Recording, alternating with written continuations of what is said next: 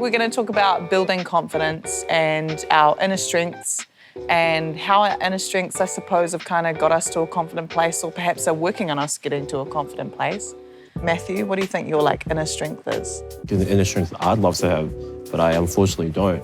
While I'm learning to develop would be self-belief, because when it comes to Polynesian culture, we're raised in humility and to be humble and to not boast or brag about your accomplishments and that sort of thing. You just gotta keep telling yourself. Because I'm the one to internalize a lot of other people's opinions, and it can sometimes lead to you invalidating your own opinion.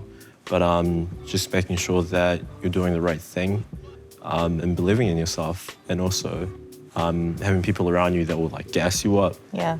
Those are good crowds to be around, and that can really help build your confidence up. So, an inner strength I'd have right now would probably be being able to communicate.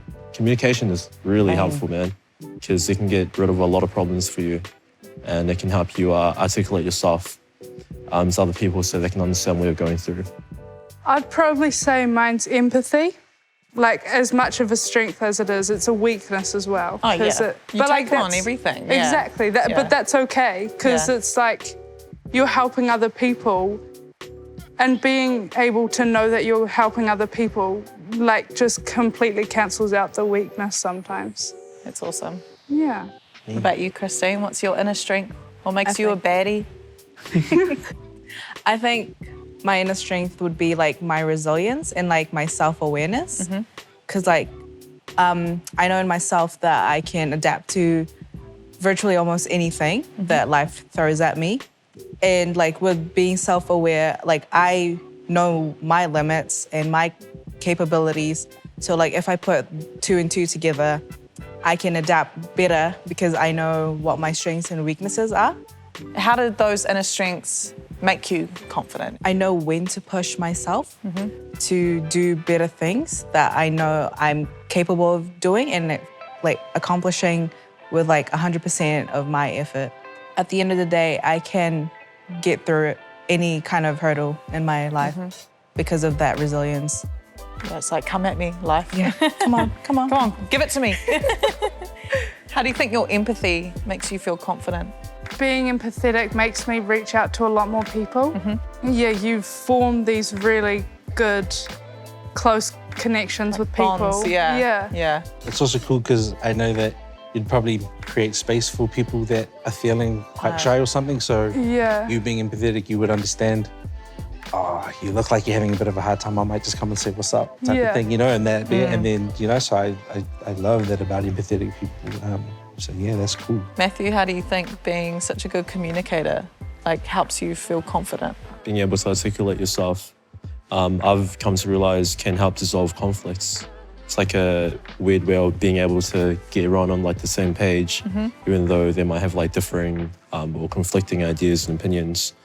Being able to reach out to people with empathy as well is also important. So being on here, if you asked me 2-3 years ago, I would never have wanted to come on camera and talk like this.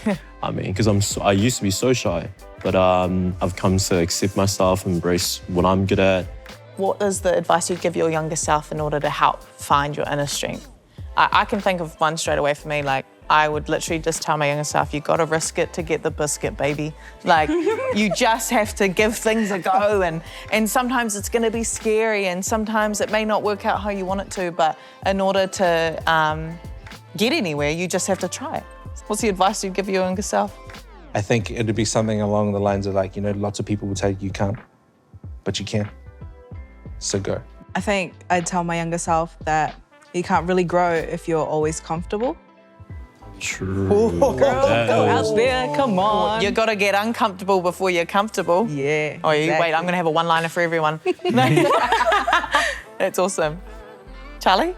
You've always just got to learn to forgive. And some people find that really hard. Some people hold a grudge. Yeah. But you just can't, because you'd never know what's going to happen to someone. It's not worth it, eh? Yeah. No. What about you, Matthew? Hard. And it's all good to celebrate and have fun, but I felt like I could have done better if I had a regime in place, if I had a plan maybe things would have worked out a lot faster. But then again, I wouldn't be who I am sitting here today without learning those lessons. So, but just being more disciplined, and consistent. Those would be mine too. Disciplined and consistent. Get your head in the game. You know, use your ears. Fuck off, That's probably it. Use your ears.